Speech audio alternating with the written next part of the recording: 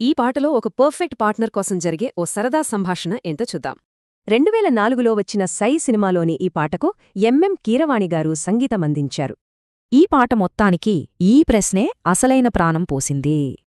పాట మొదలవడమే అబ్బాయి అమ్మాయిని ఒక సరదా ప్రశ్న అడగటంతో మొదలవుతుంది.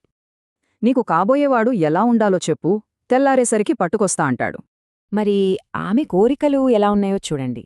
తన మనసులో చాలా క్లియర్గా కొన్ని ఉన్నాయి.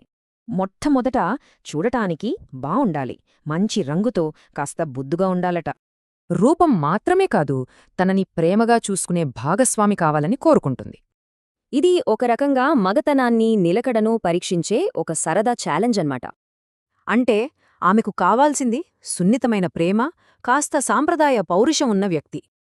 ఇప్పుడు సీన్ రివర్స్ అవుతుంది. ఆమె అదే ప్రశ్నను తిరిగి అబ్బాయిని అడుగుతుంది. అబ్బాయి అడిగినట్టే, మరి నువ్వు పెళ్లి చేసుకోబోయే అమ్మాయి ఎలా ఉండాలి అంటుంది. అతని సమాధానం కూడా ఆమె చెప్పినంత స్పష్టంగా, చాలా అందంగా ఉంటుంది.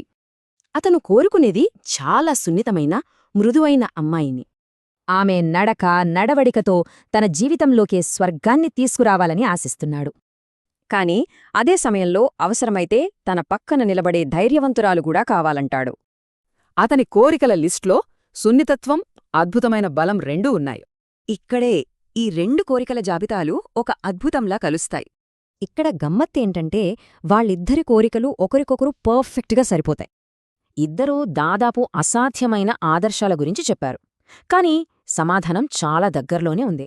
చివరికి అసలు విషయం చెప్పేస్తాడు. తాను వెతుక్కుంటున్న అమ్మాయి తన ఎదురుగానే ఉందని.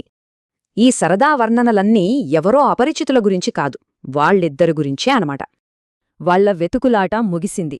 ఇక కలిసి తమ జీవితాన్ని మొదలుపెట్టడానికి సిద్ధమయ్యారు. ప్రేమనేది ఒక పెద్ద అన్వేషణ, లేక అకస్మాత్తుగా కలిగే ఒక గ్రహింపా?